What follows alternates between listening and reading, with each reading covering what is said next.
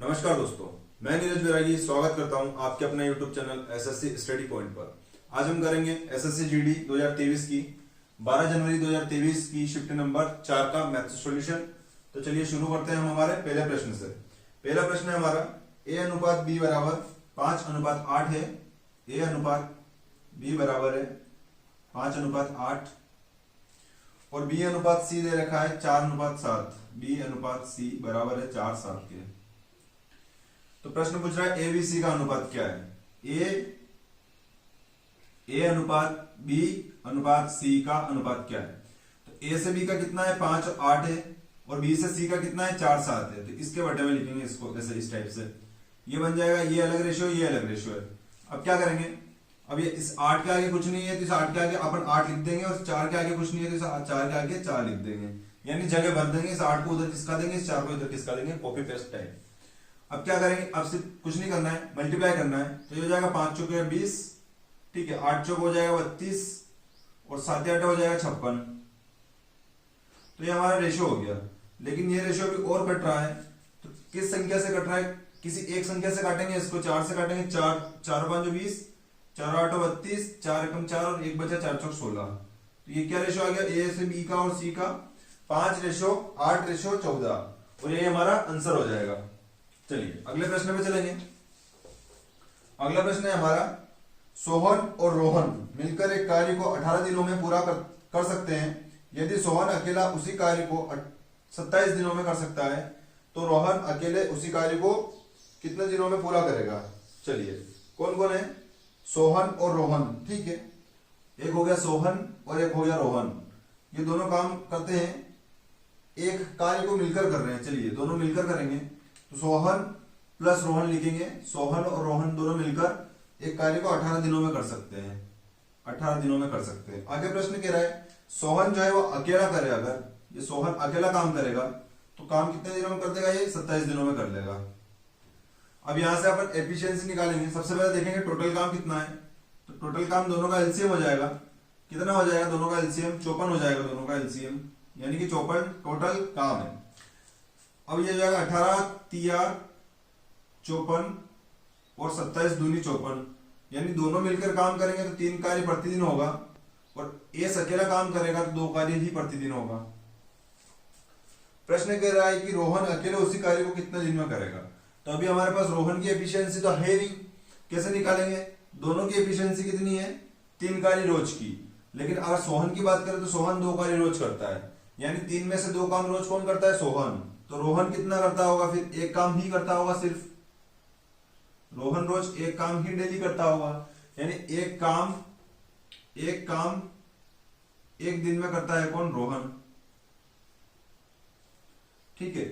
रोहन एक दिन में एक काम करता है। काम कितना करवाना है, 54। तो 54 काम करवाना है तो 54 का मल्टीप्लाई यहां करूंगा तो 54 का मल्टीप्लाई मुझे यहां भी करना पड़ेगा, ठीक है। तो 54 काम हो जाएगा और 54 काम की ही वैल्यू अपन को चाहिए, तो कितने दिन हो जाएंगे, 54 दिन, ठीक। और यही हमारा आंसर हो जाएगा। चलिए अगले प्रश्न पे चलेंगे। अगला प्रश्न है हमारा, एक त्रिभुज की 2 भुजाएं समान है। किसी तीसरी भुजा इनमें से किसी भी भुजा की 1.5 गुनी है। यदि त्रिभुज का परिमाप 14 इकाई है तो त्रिभुज का क्षेत्रफल क्या है। देखो त्रिभुज की 2 भुजाएं समान है, यानी कि ऐसा त्रिभुज है, समद्विबाहु है। यहां से मैंने एक लंब डाल दिया इसके ऊपर, ये ऊंचाई हो गई इसकी। अब ये भुजाएं समान हो गई, यानी कि अगर मैं इसको x मानूंगा तो इसको भी x मानना पड़ेगा, क्योंकि 2 भुजाएं समान है। तो अपन इन दोनों को समान ले लेते हैं। ये हो गई x तो ये भी हो गई x। तो फिर ये 1.5 गुना है तो x का 1.5 गुना कितना हो जाएगा, 1.5 इंटू x, ठीक है। मैं नाम दे देता हूं इसको a, इसको b और इसको c। चलिए अब इसको करेंगे। प्रश्न बोल रहा है परिमाप। परिमाप होता है त्रिभुज का। त्रिभुज का परिमाप क्या हो जाएगा, ये a से b तक कितनी दूरी, x है, प्लस b से c कितना है, x है, प्लस ये सॉरी a से c x हो गया और b से c कितना हो जाएगा, 1.5x, ठीक है। तो त्रिभुज का जो परिमाप है टोटल कितना आ जाएगा, x और x 2x और 1.5x, यानी कि 3.5x। ये त्रिभुज का परिमाप आ गया। और प्रश्न बोल रहा है कि त्रिभुज का परिमाप जो है वो 14 है, ठीक है। तो चलिए x का मान निकाल देते हैं। यहां से पॉइंट हटाऊंगा, बटे में 10 ले जाएगा, यहां से काटूंगा 5 से 7 बार, 5 7 35 और 5 से कटेगा 5 दूनी 10, या 7 से कटेगा 7 दूनी 14 और ये 2 उधर जाएगा तो 2 से मल्टीप्लाई हो जाएगा, तो x का मान कितना आ जाएगा 4। ठीक है, यानी कि मैं यहाँ पे लिख सकता हूं 4, यहां पे भी लिख सकता हूं 4, और यहाँ पे ये जो 1.5x है तो 1.5 4 का 1.5 गुना कितना हो जाएगा, तो ये हो जाएगा, ये पॉइंट हटाया था 10 लगाया था 10, 5 से गया 2 बार और ये गया 3 बार, 2 से काटेंगे 2 दूनी 4, तो 3 दूनी कितना हो गया 6।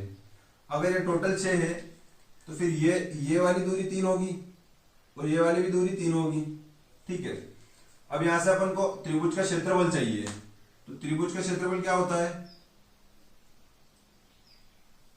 त्रिभुज का क्षेत्रफल, त्रिभुज का क्षेत्रफल होता है 1/2 इंटू आधार इंटू ऊंचाई, ये होता है त्रिभुज का क्षेत्रफल। लेकिन त्रिभुज का क्षेत्रफल हमारे पास 1/2 है, आधार कितना है 6 है, लेकिन हमारे पास ये जो ऊंचाई है ये हमारे पास नहीं है, तो कैसे निकालेंगे। देखो ये एक त्रिभुज ले लेते हैं अपन, यहां से देखेंगे पाइथागोरस लगाएंगे तो कर्ण की घात 2 यानी कि 4 की घात 2 बराबर 16 बराबर लंब यानी h मान लेते हैं, h का स्क्वायर प्लस आधार यानी कि ये इतना लेंगे क्योंकि ये त्रिभुज लिया है अपन ने, तो ये आधार कितना हो गया 3 3 9। ठीक है, ये पाइथागोरस प्रमेय लगा लिया अपन ने यहाँ पे।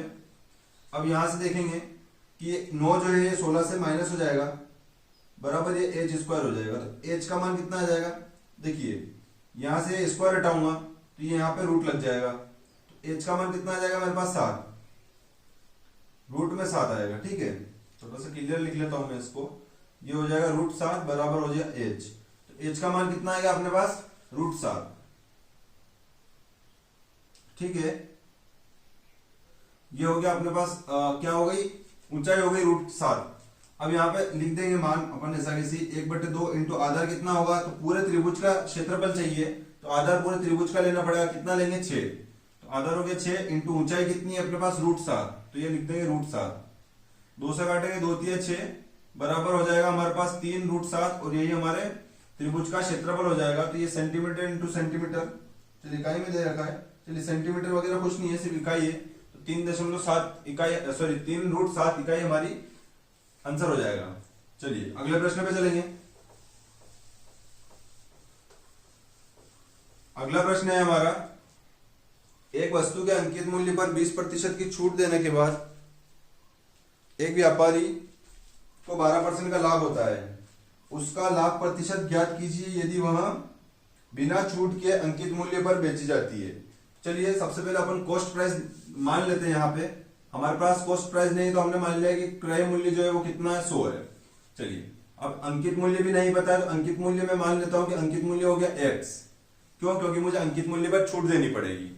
तो x पर कितनी छूट दे रहे हैं अपन, अंकित मूल्य पर छूट दी है 20% की, यानी कि 80% के बराबर वो चीज बेच दी है, और जब उस चीज को बेचा है तो क्या हुआ है, लाभ हुआ है। तो लाभ हमेशा क्रय मूल्य पे होता है, तो कितना लाभ हुआ है 12% का, तो 100 का 12% कितना होता है 12 होता है, यानी कि 100 का 12% निकालेंगे तो 12 होता है, यानी कि 100 में 12 जोड़ूंगा तो ये कितना हो जाएगा 112, कि 112 में बेच दिए। चलिए ये काटेंगे 20 से 20 चौक 80 और ये काटेंगे 20 से 5 बार 20 पंजे 100, 4 से इसको काटूंगा मैं 4 एकम 4, सॉरी 4 दूनी 8 और 4 8 32, ये x बचा ऊपर बराबर ये 28 का गुणा ये 5 में हो जाएगा उधर जाके, तो ये हो जाएगा x बराबर 140। अब हमारा अंकित मूल्य जो कि हमने x माना था वो आ गया है 140। तो प्रश्न कह रहा है कि यदि छूट नहीं दी जाए, यहाँ पे तो देखो x में 80% की छूट दी थी, लेकिन प्रश्न कह रहा है कि अगर छूट नहीं दी जाए 140 में ही बेच दी जाए, 140 में बेच दी जाए तो लाभ प्रतिशत कितना है। तो 100 की चीज को अगर अपन 140 में बेचेंगे तो 40% का हमको क्या हो जाएगा, लाभ हो जाएगा। 40% कैसे आया कि 40 का लाभ हुआ है तो वो अगर 100 पे हो रहा है तो वही परसेंट में भी होगा, तो ये 40%, 40 का लाभ 100 पे इंटू 100, तो 100 से 100 कट जाएगा तो परसेंट कितना आ जाएगा 40%, और यही हमारा आंसर हो जाएगा। चलिए अगले प्रश्न पे चलेंगे।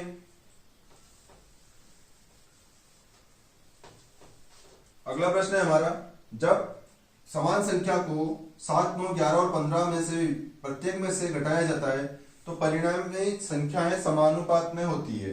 तो घटाई गई संख्या क्या है? देखो संख्या है चार संख्या है 7, 9, 11 और 15। इनमें से जब एक कोई सी भी संख्या घटाते हैं तो ये सारी संख्याएं समानुपात हो जाती है।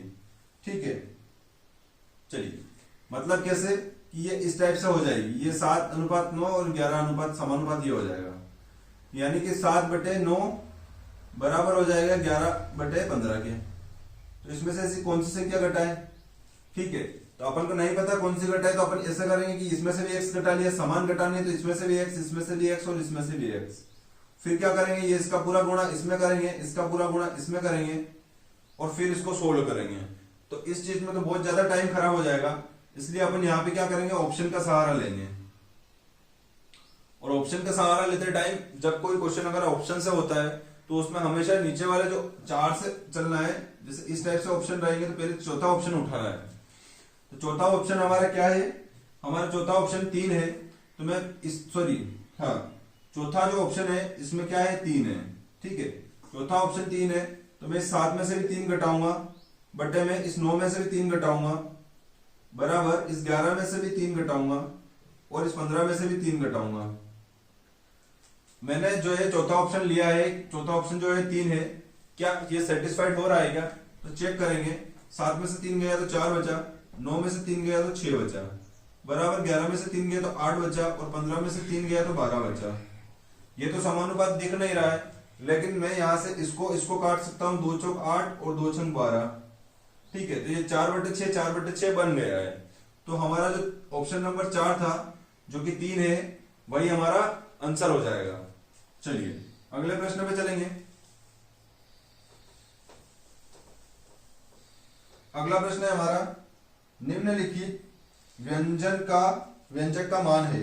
चलिए बोर्डवा से करेंगे इसको, 197 माइनस, चलिए मैं थोड़ा सा लिखता हूं इसको, 197 माइनस ब्रैकेट में 1/9, छोटा ब्रैकेट लगेगा 42। चलिए ये वाला ब्रैकेट है, इससे छोटा वाला है ये, प्लस 56 माइनस 8 प्लस का 9 ब्रैकेट बंद, फिर ये वाला ब्रैकेट भी बंद और फिर 108 और फिर बड़ा ब्रैकेट बंद। तो सबसे पहले क्या होता है, सबसे पहले ये वाला ब्रैकेट सोल्व होता है, फिर ये होता है और फिर ये वाला होता है। तो सबसे पहले हम इसको करेंगे अंदर ही। चलिए सबसे पहले छोटा ब्रैकेट सोल्व होता है तो सबसे पहले छोटा ब्रैकेट को सोल्व करेंगे। तो ये सारी चीजें ऐसे कैसी रहेगी, जब 42 को भी ऐसे कैसे लिखूंगा। अब ये 56 में से 8 गया तो 48 बचा और 48 में 9 जोड़ा तो 57 हो गया। चलिए ये प्लस का वापिस से 108 लिख दिया। ठीक है, चलिए अब वापिस से इस वाले ब्रैकेट को सोल्व करेंगे। मैंने यहाँ पे थोड़ा सा गलत बताया था, बड़ा ब्रैकेट नहीं, पहले सबसे पहले छोटा ब्रैकेट को सोल्व करना है। तो अब यहाँ पे इन दोनों को जोड़ेंगे तो कितना हो जाएगा, ये हो जाएगा 99 और यहाँ पे ये 1/9 है और ये बड़ा ब्रैकेट है। ठीक है, ये ब्रैकेट तो खुल गया है 99 करके, फिर प्लस ये 108 और ये ब्रैकेट बंद। ठीक है, और ये 197 जो कि बाहर है इसको ऐसा ही से रहने देंगे। अब आगे चलेंगे, थोड़ा सा मैं इसको बराबर कर देता हूं ताकि समझ में अच्छा आए। ठीक है, चलिए इन 9 से 99 गया 11 बार और 11 जुड़ेगा 108 में, तो ये हो जाएगा 197 इंटू करेंगे क्योंकि ब्रैकेट हटेगा, यहाँ कुछ नहीं है मतलब इंटू लगेगा। तो चलिए 11 और 108 ये कितना हो जाएगा, ये हो जाएगा 119, मतलब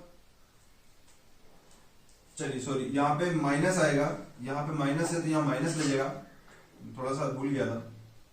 चलिए तो ये हो जाएगा 119।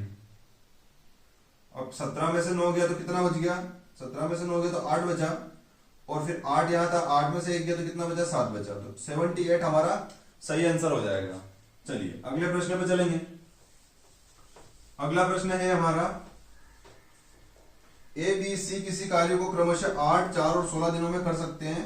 ए को पूरे कार्य को करने में कितने दिन लगेंगे यदि बी और सी दोनों हर दूसरे दिन ए की सहायता करते हैं। तो देखो 3 व्यक्ति है, ए बी और सी।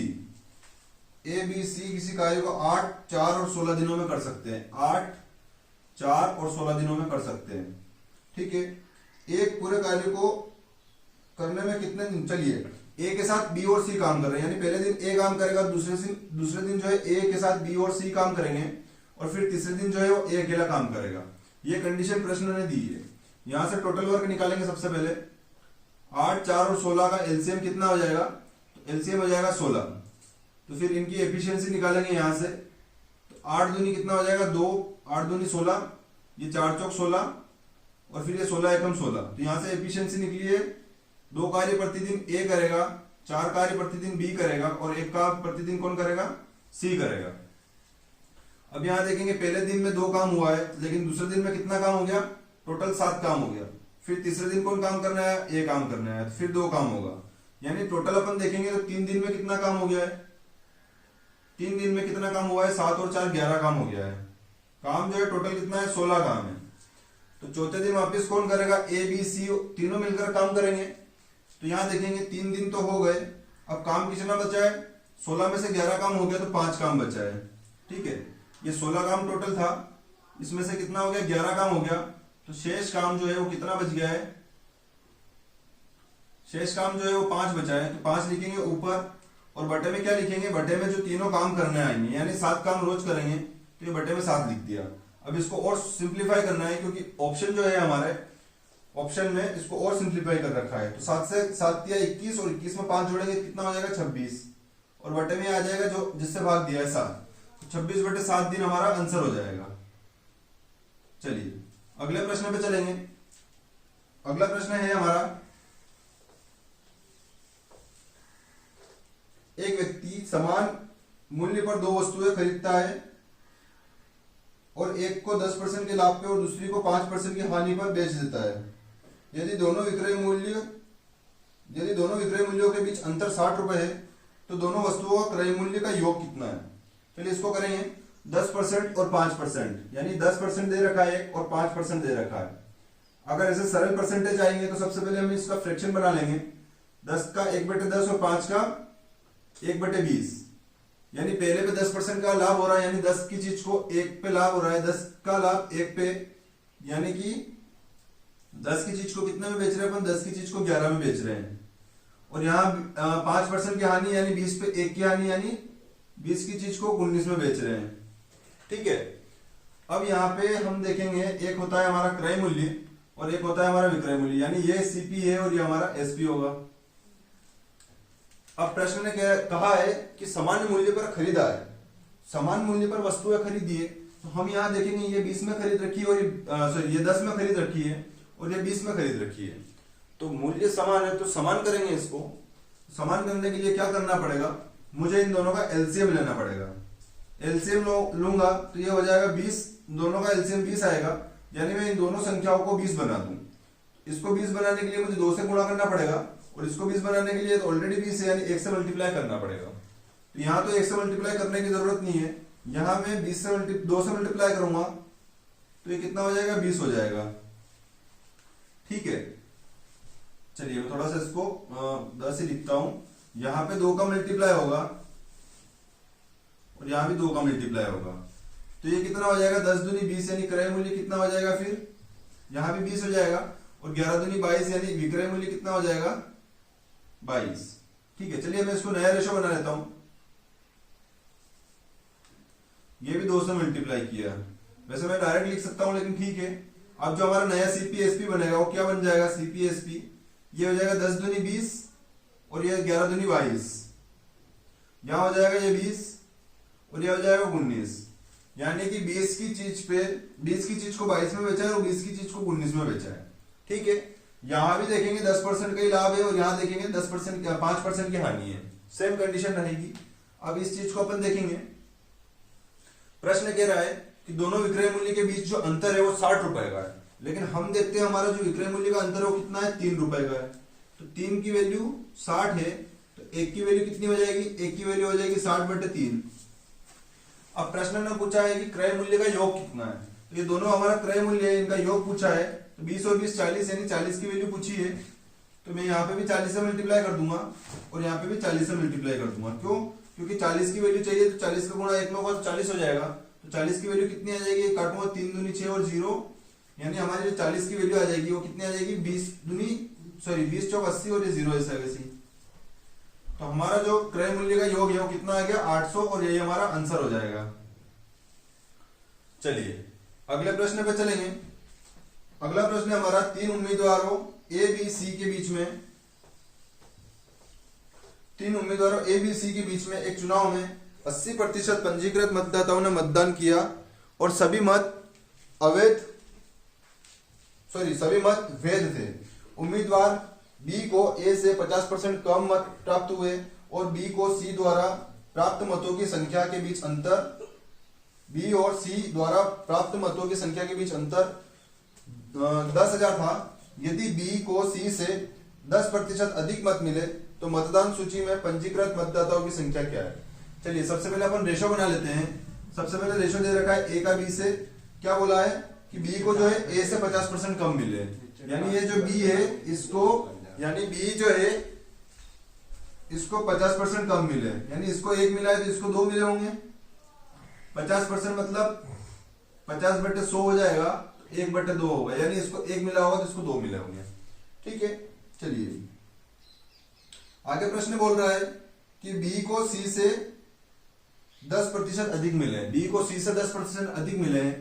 10% की फ्रैक्शन वैल्यू कितनी होती है, 10% बराबर होता है 1/10, यानी बी को सी से, सी को अगर 10 मिले हैं तो बी को कितना मिला होगा, 11 मिला होंगे। ठीक है, चलिए अब ये जो है ये रेशो हो गया, तो ये कर लेंगे, यहाँ 11 लिख लेंगे और यहाँ 1 लिख देंगे। 22 ये हो जाएगा 11 दूनी 22, 11 एकम 11 और 10 एकम 10। ये रेशो हो गया कि टोटल वोट ये पड़े हैं, लेकिन ये जो वोट पड़े हैं ये तो सिर्फ 80% ही है। ये जो है ये सिर्फ 80% की वैल्यू है, क्योंकि प्रश्न ने बोला है कि 80% ही वोट जो है वो पड़े हैं, मतदान किया गया है। तो अब जो है प्रश्न बोल रहा है कि बी और सी की संख्या के बीच अंतर कितना है, 10,000। यहां देखेंगे तो अंतर कितना आ रहा है, यहां तो अंतर 1 का आ रहा है और 1 की वैल्यू कितनी दे रखी है, 10,000। ठीक है, तो टोटल वोट जो पड़े हैं ये कितने पड़े हैं, इसकी वैल्यू निकाल लेते हैं। ये हो जाएगा 20, 22 और 11 33 और 10 43। तो अगर मैं इस एक में 43 का गुणा करूंगा, इसमें भी 43 का गुणा करना पड़ेगा, तो 43 यूनिट, इसको यूनिट मानेंगे तो 43 यूनिट वोटिंग हुई है, जिसकी वैल्यू कितनी है, 43,000। सॉरी 43,000 नहीं होगा, 4,30,000 होगा। ठीक है, ये मल्टीप्लाई करेंगे कितना आएगा, 4,30,000। अब ये जो है ये सिर्फ 80% है, ये अगर 80% है, ठीक है, ये वोटिंग हुई है 43 की, 43 जो है ये 43,000, सॉरी 4,30,000, ये 80% के बराबर ही है। प्रश्न ने पूछा है कि कुल मतदाताओं की संख्या, तो कुल मतदाता है तो पंजीकृत कितने हैं, 100% होंगे। चाहे वोटिंग 80% हुई हो, 20% लोग वोट देने नहीं आए थे, लेकिन उनका नाम तो उस पंजीकृत में होगा ना। तो 80 ये अपने 100% की वैल्यू निकालेंगे यहाँ से, तो काटेंगे अपन 4 से 20 से कटेगा 4 बार और 20 से कटेगा 20 5 100। 4 से काट लेंगे, 4 एकम 4, 3 में भाग नहीं जाएगा 0, 2 संख्या उठाएंगे, 4 7 28, 5 बचा, 4 5 20 और ये 0 0। मल्टीप्लाई करेंगे 10 75 का 5 में, 00 पीछे ऐसे कैसे रहेंगे, 5 5 25, 2 बचा, 5 7 35 और 2 37 और 5 एकम 5, तो 5,37,500 हमारा आंसर हो जाएगा। चलिए अगले प्रश्न पे चलेंगे। अगला प्रश्न है हमारा प्रथम 4 अभाज्य संख्याएं जो विषम है का औसत क्या है। तो देखो प्रथम 4 अभाज्य संख्या, तो पहले देखेंगे 2, फिर आएगी 3, फिर आएगी 5 और फिर आएगी 9। ये तो अभाज्य संख्या है। और विषम चाहिए, ये विषम संख्या, ये अभाज्य संख्या है। अभाज्य संख्या है ये, तो अभाज्य हो नहीं सकती 9, तो 9 के बाद क्या आएगा, 11, जो कि अभाज्य है। लेकिन यहां देखेंगे ये 2 जो है ये विषम संख्या नहीं है, तो इसको नहीं ले सकते अपन। तो विषम संख्या आगे कौन सी आएगी, 13 आएगी, जो अभाज्य भी है और विषम भी है। अब ये शुरुआत की 4 संख्याएं हैं जो अभाज्य है और विषम है, का औसत चाहिए, तो इनके बीच में अंतर तो सेम है नहीं, तो सबको जोड़ना पड़ेगा, फिर जितनी संख्या उसका भाग देना पड़ेगा। तो जो औसत होता है क्या कहता है, औसत बराबर होता है कुल योग बटे कुल संख्या। तो कुल योग कितना हो जाएगा, 5 और 3 8 और 11 19 हो जाएगा, 19 और 13 19 और 13 कितना हो जाएगा? ये हो जाएगा 8 और 9 19 20 22 32 हो जाएगा। और बट्टे में संख्या कितनी है? 4। ठीक है, चलिए कहीं ना कहीं मिस्टेक हुई है। अच्छा हाँ, 11 और 13 क्यों ले रहे हैं अपन? 7 भी तो अभाज्य है और 7 के बाद अभाज्य 11, तो यहाँ पे 11 लेंगे। ठीक है, ये हो जाएगा। सॉरी, थोड़ी सी मिस्टेक हो गई। अब ये हो जाएगा 7 और 3 10, कितना हो जाएगा? योग कितना हो जाएगा? 8 15 16 26। तो योग हो गया 26 और बटे संख्या कितनी है? 4। तो 4 से भाग देंगे, 4 से काटेंगे, 4 से 24, 2 बचा, पॉइंट लगा के 20 कर देंगे और 4 और 5 20। 4 से 24 2 बचा, 2 में भाग नहीं गया तो यहाँ पॉइंट लगाया और यहाँ 20 लगा, 0 लगा दिया, तो ये 4 और 5 कितना हो गया? 20। ठीक है, तो 6.5 हमारा आंसर हो जाएगा। चलिए अगले प्रश्न में चलेंगे। अगला प्रश्न है हमारा, यदि 15 सेंटीमीटर व्यास वाले एक ठोस गोले से 125 समान गोले बनाए जाते हैं तो प्रत्येक ठोस गोले का पृष्ठीय क्षेत्रफल क्या है? चलिए 15 सेंटीमीटर व्यास है तो त्रिज्या कितनी होगी? व्यास अगर 15 है तो त्रिज्या उसकी आधी होती है, तो मैंने आधा कर दिया। ठीक है, तो त्रिज्या हो गई 15/2। अब ये 15/2 जो त्रिज्या है, ऐसी त्रिज्या के मतलब बड़ी त्रिज्या है तो उससे छोटे छोटे गोले बना दिए, यानी गोले का आयतन जो होगा वो सभी जो छोटे गोले बने हैं उनके आयतन के बराबर होगा। तो बड़े गोले का आयतन में लिख देता हूं 4/3 पाई, ये बड़ा R क्यूब, रेशियो आएगा इससे 4/3 पाई छोटा R क्यूब। ठीक है, ये छोटे गोला है और छोटे गोले बने कितने? 125। ठीक है, चलिए अब यहां से ये तो कट गया, 4/3 पाई से 4/3 पाई कट गया। ठीक है, चलिए आगे सवाल करेंगे। ये जो है R का मान कितना दे रखा है? 3 बार लिखेंगे इसको, 15/2 इंटू 15/2 इंटू 15/2 बराबर ये हो जाएगा R क्यूब इंटू 125। चलिए काटेंगे, 25 से 25 बार गया, 25 से 3 बार, 5 से 3 बार गया, फिर 5 से जाएगा 5 बार, ये जाएगा 3 बार, फिर ये 5 से गया, 5 3 15। ठीक है, तो ये R का मान जो आ गया, चलिए कहीं मिस्टेक हुई है क्या सवाल में? 15 सेंटीमीटर व्यास वाले एक ठोस गोले से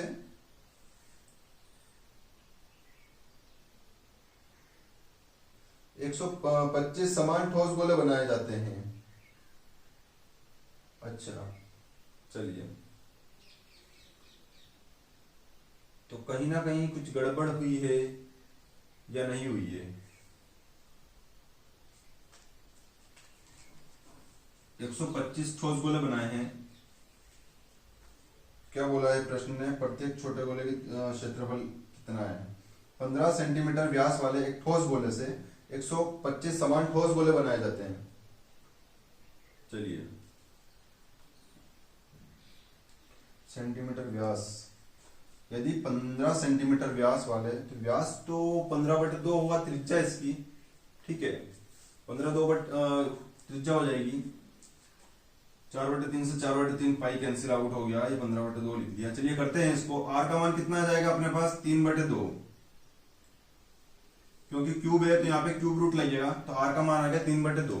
अब प्रश्न पूछ रहा है गोले का पृष्ठीय क्षेत्रफल। तो गोले का पृष्ठीय क्षेत्रफल होता है 4 पाई R²। गोले का पृष्ठीय क्षेत्रफल कितना हो गया? 4 पाई R² हो गया। चलिए कहीं मिस्टेक नहीं हुई है, सही है। तो गोले का पृष्ठीय क्षेत्रफल ये होता है, तो गोले का पृष्ठीय क्षेत्रफल मान रख देंगे 4 इंटू पाई, तो अपने को ऑप्शन में दे रखा है तो पाई को सोल्व करने की जरूरत नहीं। पाई ऐसा कैसे लिखेंगे? इंटू R क्या है हमारे पास? 3/2, और चूंकि स्क्वायर है तो इसको 2 बार लिखेंगे। अब ये 2 से कट गया, 2 दूनी 4, फिर ये 2 से कट गया 2, तो बराबर कितना हो जाएगा? 3 3 9। ठीक है, और ये हो जाएगा सेंटीमीटर। सेंटीमीटर में है क्या? सेंटीमीटर है तो सेंटीमीटर स्क्वायर हो जाएगा, तो 9, और ये पाई भी था, देखो इस पाई को भी लेना है, तो 9 इंटू पाई सेंटीमीटर स्क्वायर, और यही हमारा आंसर हो जाएगा। चलिए अगले प्रश्न पे चलेंगे। अगला प्रश्न है हमारा, x एक वस्तु पर 12% और 8% की 2 क्रमिक छूट दे रहा था, जबकि y समान वस्तु पर 20% की सीधी छूट दे रहा था। x और y द्वारा दी गई कुल छूटों के बीच अंतर कितना है? तो देखो x जो है वो जो है 12% और 8% की छूट दे रहा है, तो इसको सोल्व करते हैं, एकल छूट निकालते हैं। x की जो एकल छूट वो क्या आएगी? ये देखो माइनस का 12 क्योंकि छूट है, और ये माइनस, ये छूट दे रहा है तो माइनस साइन लगा दूंगा, और ए ये हो जाएगा ए इंटू बी, तो छूट है तो -12 इंटू माइनस बी यानी -8, और माइनस माइनस होता है प्लस, ए इंटू बी यानी 12 इंटू 8/100, यहां से एकल छूट निकल जाएगी, तो ये हो जाएगा माइनस का 20, ये हो जाएगा प्लस का 0.096, सॉरी 0.96, क्योंकि 12 8 96 हो जाएगा, और 96 हो जाएगा तो बटे में 2 जीरो है तो ऊपर 2 संख्या से पहले पॉइंट लग जाएगा। चलिए इसको ऐसा कैसे लिख लेते हैं अपन, क्योंकि आज ये प्रश्न बोल रहा है कि y जो है ये x की छूट हो गई, अब y जो है वो कितनी छूट दे रहा है, 20% की डायरेक्ट छूट दे रहा है, ठीक है। तो ये x का परसेंट कितना हो जाएगा, x का परसेंट हो जाएगा 20.96%, और y का परसेंट यानी अंतर निकालना है तो y का कितना है, सिर्फ 20%, तो दोनों का अंतर कितना आ जाएगा, 0.96%, ठीक है। क्योंकि y ने कितनी छूट दी, y ने तो सिर्फ 20% की छूट दी है, तो दोनों की छूट के बीच अंतर कितना आ गया, 0.96%, और यही हमारा आंसर हो जाएगा। चलिए अगले प्रश्न पे चलेंगे। अगला प्रश्न है, बिना ठहराव एक ट्रेन 75 किलोमीटर प्रति घंटा की औसत गति से एक निश्चित दूरी तय करती है और ठहराव के साथ 65 किलोमीटर की औसत गति से समान दूरी तय करती है। ट्रेन प्रति घंटे कितने मिनट रुकती है। चलिए इस प्रश्न को करेंगे। इस प्रश्न में कुछ भी नहीं करना है। अगर इस टाइप का आ जाए कि एक ट्रेन चल रही है दूसरी रुक रुक के चल रही है, तो हम क्या करेंगे, दोनों का अंतर लेंगे, यानी 75 किलोमीटर प्रति घंटा एक ट्रेन है और दूसरी है 65 किलोमीटर प्रति घंटा। दोनों का अंतर कितना आ जाएगा, 10 का आ जाएगा। बटे में लिखेंगे बड़ी वाली वैल्यू, बटे में बड़ी वाली वैल्यू को लिखेंगे। अब ऑप्शन में अगर मिनट है तो ये घंटे में आएगा, इसको मिनट में चेंज करने के लिए 60 से मल्टीप्लाई कर देंगे। ठीक, इतना ही करना है। अब करेंगे 15 चौक 60, 15 5 75, 5 से काटूंगा 5 दूनी 10, 2 चौक कितना हो जाएगा 8, यानी 8 मिनट जो है वो हमारा आंसर हो जाएगा। चलिए अगले प्रश्न पे चलेंगे। अगला प्रश्न है हमारा 550 मीटर और 650 मीटर वाली लंबी दो ट्रेनें क्रमशः 68 किलोमीटर प्रति घंटा और 40 किलोमीटर प्रति घंटा की गति से विपरीत दिशाओं में एक दूसरे के समांतर चल रही है। वे एक दूसरे को कितने समय यानी सेकंड में बताना है पार करेगी।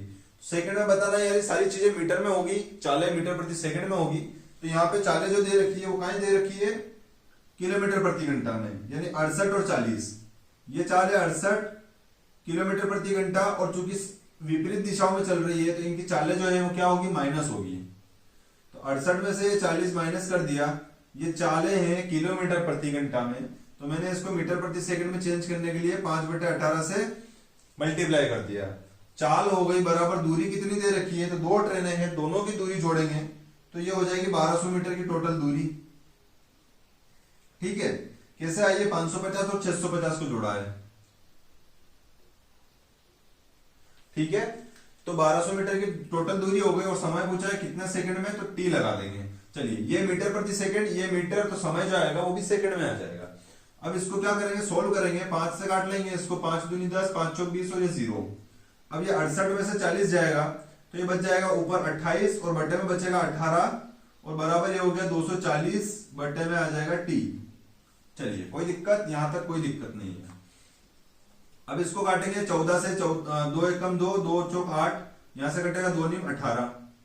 चलिए पॉइंट में आ रहा है, आंसर नहीं आ रहा है, कहीं मिस्टेक हुई है क्योंकि ये कट नहीं रहा है, ये कट नहीं रहा है। तो इसको काटेंगे 5 दूनी 10, 5 चौक 20 और 0 68 है तो ये 28 होगा, बिल्कुल होगा।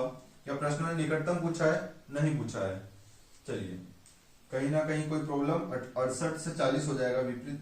अच्छा विपरीत दिशाओं में सॉरी चालें जुड़ती है, विपरीत दिशाओं में क्या होता है, चालें जुड़ती है,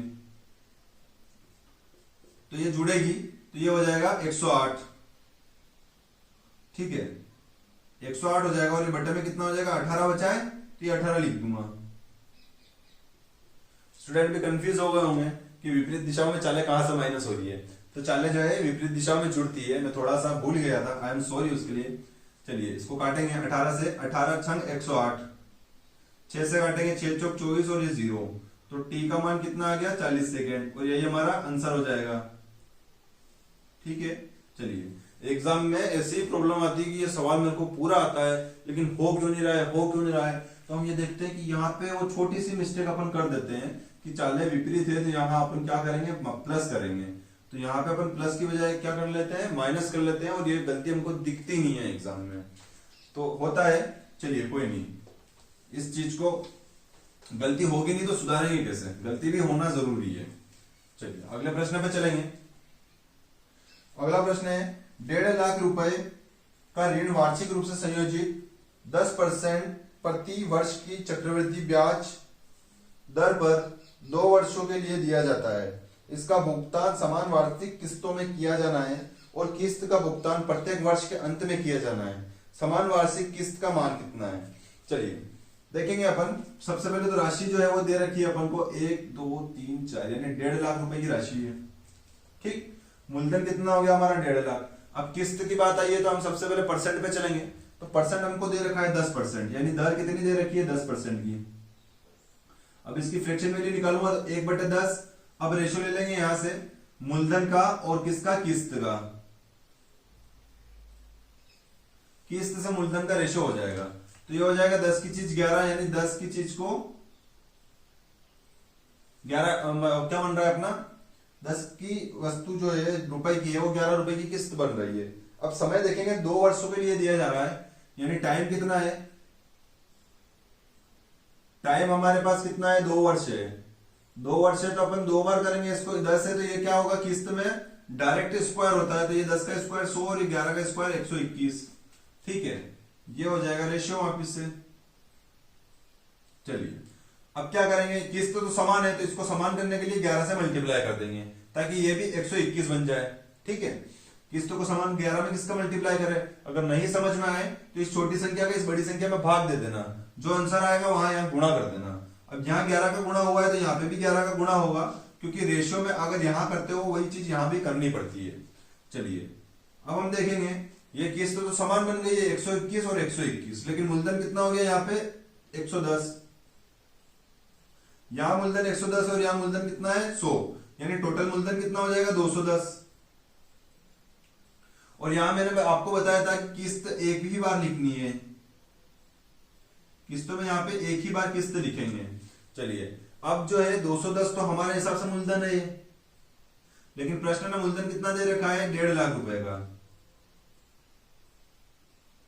प्रश्न में कितना मूलधन दिया है 1.5 लाख का, तो यहां से एक की वैल्यू कितनी आ जाएगी 1.5 लाख बटे 210, ये हो गई एक की वैल्यू। अपन को मान निकालना है प्रत्येक किस्त का, तो प्रत्येक किस्त 121 की है तो इसमें क्या करूंगा मैं 121 से मल्टीप्लाई कर दूंगा तो 121 का मान आ जाएगा। तो अगर मैं यहाँ पे 121 का मल्टीप्लाई कर रहा हूं तो मुझे यहाँ पे भी 121 का मल्टीप्लाई करना पड़ेगा। चलिए अब इसको काटेंगे, इसको काटेंगे, 3 5 15 और ये हो जाएगा 3 7 21 और ये 0, एक 0 से एक 0 कट गया तो यहाँ कितना बच गया 5000 और यहां बच गया 121। ठीक है, और यहां कितना है 121 है, 121 का ही मान हमको चाहिए था क्योंकि 121 ही हमारी प्रत्येक किस्त है। तो 121 की वैल्यू कितनी आ जाएगी, ये आ जाएगी। मल्टीप्लाई करेंगे, 3 0 ऐसे कैसे रहेंगे, 5 एकम 5, 5 दूनी 10, यानी कि 5 एकम 5 और 6। ठीक है, तो क्या आंसर आ जाएगा, हमारा आंसर गलत आ रहा है, गलत नहीं आ रहा है। यहां पे जो है ये बटे में 7 भी है। ठीक है, चलिए तो अपन अब मल्टीप्लाई करेंगे, यहां से कर लेता हूं मैं, 121 का 5 में करेंगे तो 3 0, 5 एकम 5, 5 दूनी 10 यानी 0 हासिल लगी, 1 5 एकम 5 और 6 बटे में लगाऊंगा मैं 7। अब 7 से काटूंगा इसको तो 7 से कटेगा ये 7 8 56, 4 बचा, 7 6 42, फिर 3 बचा,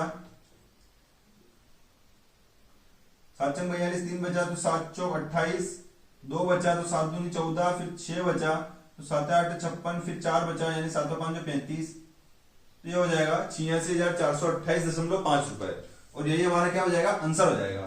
चलिए अगले प्रश्न पे चलेंगे। अगला प्रश्न है हमारा, 2 उम्मीदवारों के बीच एक चुनाव में एक उम्मीदवारों को कुल वैध मतों का 48% मत प्राप्त हुए, 18% मत अवैध थे, यदि मतों की कुल संख्या 17,500 थी तो दूसरे उम्मीदवार को प्राप्त वैध मतों की संख्या कितनी थी।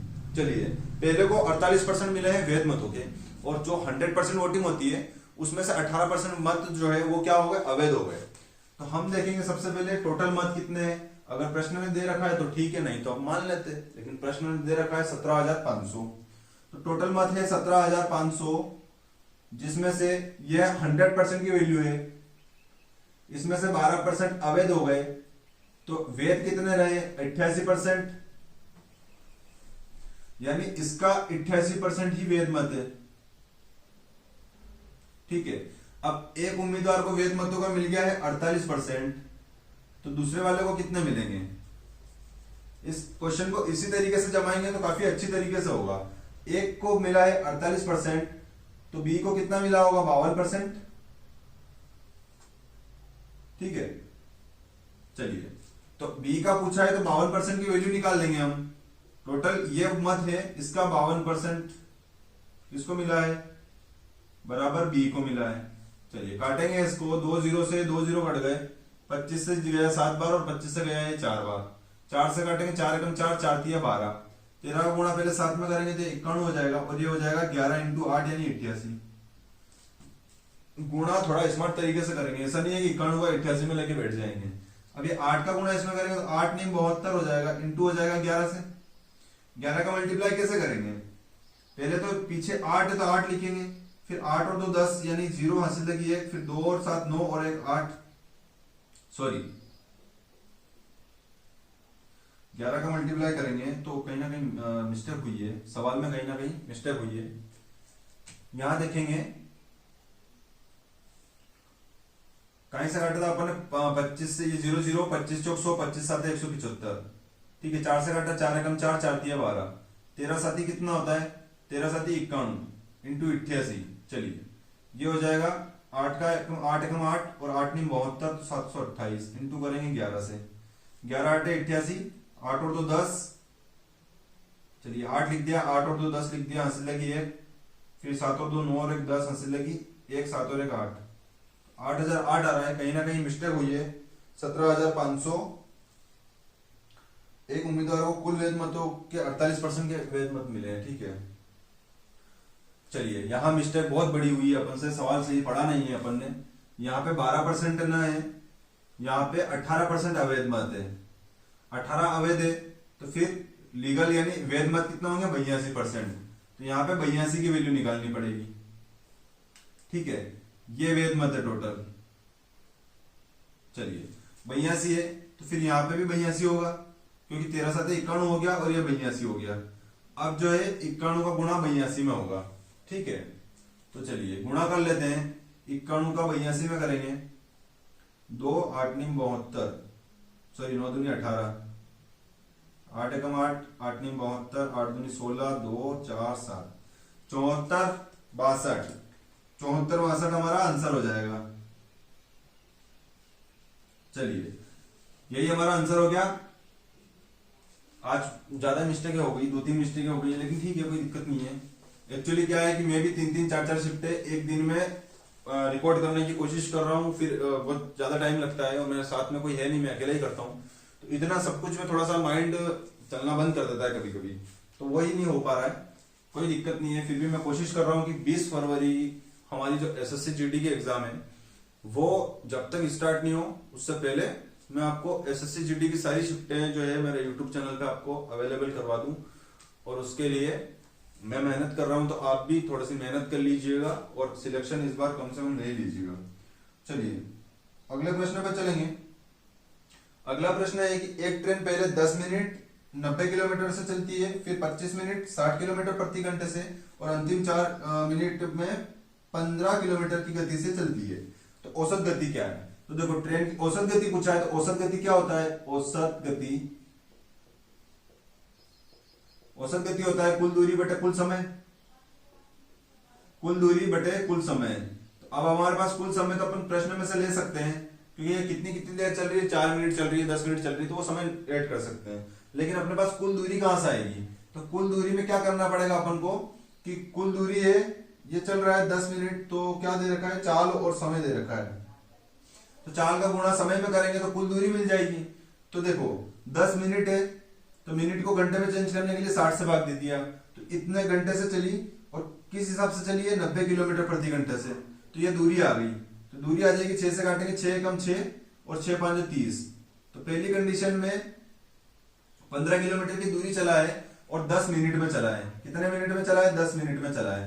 चलिए अब दूसरी बार चलेंगे। दूसरी कंडीशन में क्या हुआ है, 25 मिनट चला है, तो मिनट को फिर वापस में 60 से भाग देके घंटे में चेंज करूंगा, क्योंकि घंटे में क्यों, क्योंकि चाल जो है वो किलोमीटर प्रति घंटा में है, इसलिए मैंने इसको घंटे में चेंज किया और 25 मिनट में 60 किलोमीटर प्रति घंटे के हिसाब से चला है। तो कितनी दूरी चल जाएगा, वो 60 से काटा मैंने 60 को, तो 25 किलोमीटर चल गया। यहाँ 15 किलोमीटर चला था और यहाँ पे कितना चला है, 25 किलोमीटर चला है। ठीक है, अब कितनी देर में चला है, तो ये चला है 25 मिनट में। ठीक है, क्या किया है मैंने, समय का गुणा, मैं समय का गुणा सिर्फ चाल से कर रहा हूं और दूरी निकाल रहा हूं। ठीक है, चलिए आगे अगले प्रश्न पे चलेंगे। अगला प्रश्न में वो चल रहा है सिर्फ 4 मिनट। अब इस मिनट को भी 60 से भाग दे दिया, क्यों, क्योंकि ये घंटे में चेंज है।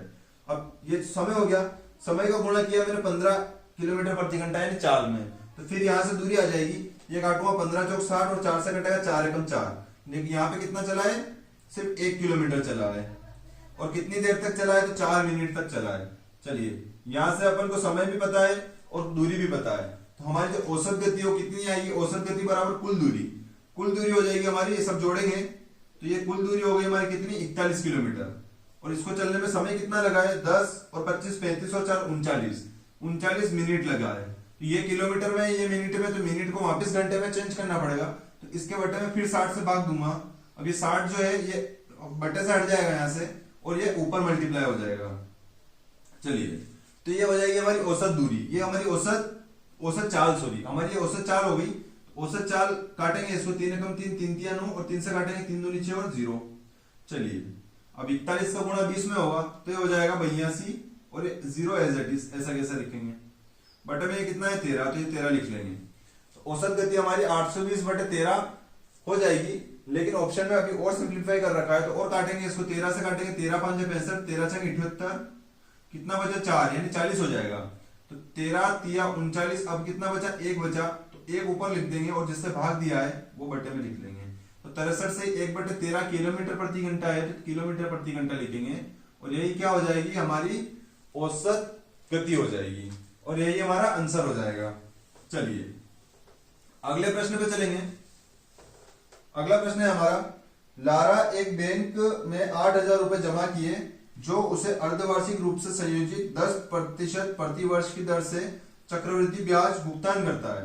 18 महीने बाद उसे कितनी राशि प्राप्त होगी। देखो मैंने आपको हर एक शिफ्ट में बता रहा हूं कि अगर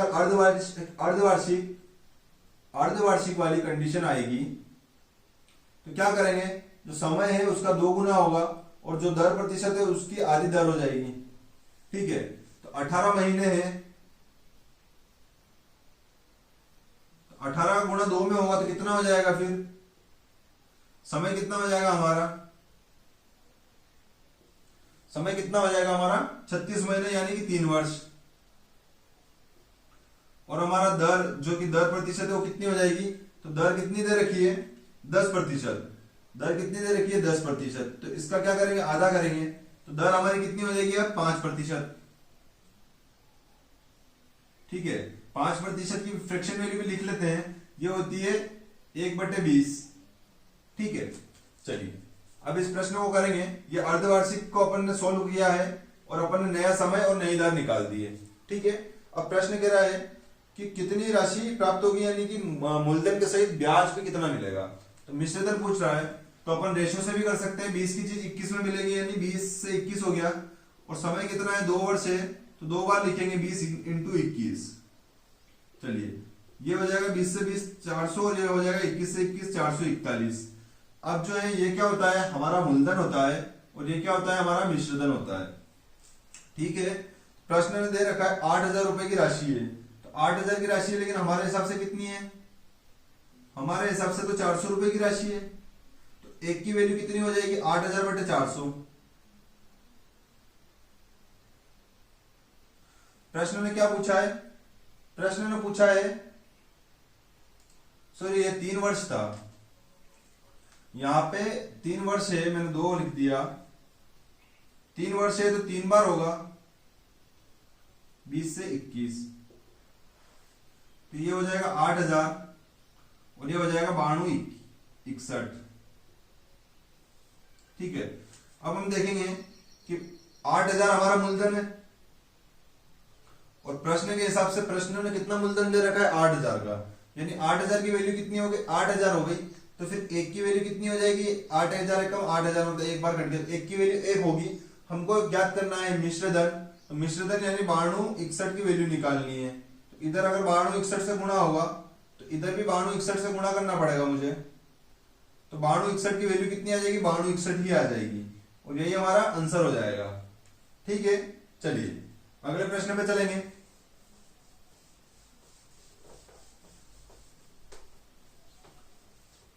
अगला प्रश्न है हमारा, एक विक्रेता 10 रुपए में 15 वस्तुएं खरीदता है। एक विक्रेता जो है वो 10 रुपए में 15 वस्तुएं खरीदता है और 15 रुपए में 10 वस्तुएं बेचता है।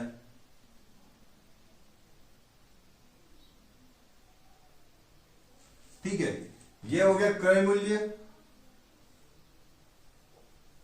ये हो गया क्रय मूल्य और ये क्या हो गया विक्रय मूल्य। ठीक है, लेकिन वस्तुएं भी अलग अलग है और पैसे भी अलग अलग है। एक चीज समान होगी तो कहीं ना कहीं निकाल लेंगे और बेटर रहेगा कि पैसे समान कर ले, ताकि हमको पता चल जाएगा कि कितने रुपए में बेचा है और कितने रुपए में खरीद वही चीज वापस मतलब बेच दी और खरीद ली। चलिए, तो अगर समान करना है तो मैं एक काम करूंगा, 15 और 10 का एलसीएम कितना होता है, एलसीएम होता है 30, तो इसमें मैं 3 से गुणा कर दूंगा तो ये 30 बन जाएगा, इसमें मैं 2 से गुणा कर दूंगा तो ये 30 बन जाएगा। तो 3 का गुणा यहाँ पे भी करूंगा और 3 का गुणा यहाँ पे भी करूंगा, क्योंकि रुपए समान हो जाएंगे। यहाँ देखो 30 रुपए हो गए, तो नया क्रय मूल्य कितना आ जाएगा 30 रुपए, यानी 30 रुपए में कोई चीज है, 30 रुपए में 15 या 45 वस्तुएं खरीदी उसने और बेची कितने में, तो 30 रुपए में, 30 रुपए में 20 वस्तुएं बेची है। चलिए, यहाँ पे रुपए समान हो गए, अपन को समान करना क्या था, समान वस्तुएं करनी थी, लेकिन रुपए समान हो गए। तो ठीक है, जो चीज समान हो जाएगी उसको इग्नोर करेंगे। यहां पे देखेंगे वस्तुएं कितनी खरीदी थी 45 और लाभ कितना हो गया 20 को बेचने पे, 20 को बेचने पे लाभ हो गया, यानी कितने का लाभ हो गया 25 वस्तु का लाभ हुआ है और वो हुआ है सिर्फ 20 वस्तुओं को बेचने पे। और परसेंट के लिए लगाएंगे 100, 20 से कटेगा 20 5 100, 25 5 125। ठीक है, चलिए अभी 125 का क्या हो गया यहाँ पे परसेंट में लाभ हो गया है। ठीक, चलिए ये तो वस्तुओं का है जो मैंने थोड़ा सा उल्टा कर दिया था, तो उल्टे से भी आंसर आ जाएगा, लेकिन अपन एक काम करते हैं, अपन जो है पैसे अलग अलग करके वस्तुएं समान कर देते हैं। तो वस्तुएं समान करेंगे तो इधर से एलसीएम लेना पड़ेगा, क्योंकि जो समान करना है उसका एलसीएम लिया जाता है। तो ये 15 और 10 का एलसीएम तो 30 ही आएगा, लेकिन अब इसको 30 बनाने के लिए मैं 2 से मल्टीप्लाई करूंगा और इसको 30 बनाने के लिए मैं 3 से मल्टीप्लाई करूंगा। अब 2 का मल्टीप्लाई यहाँ हुआ है तो 2 का मल्टीप्लाई यहाँ पे होगा और 3 का यहाँ हुआ है तो 3 का यहाँ पे भी होगा। तो अब नया क्रय मूल्य और विक्रय मूल्य कितना आ जाएगा, हम देखेंगे यहाँ 20 रुपए, क्योंकि 20 10 दूनी 20 और यहाँ पे 15 तिया 45, तो ये हो जाएगा 45 रुपए।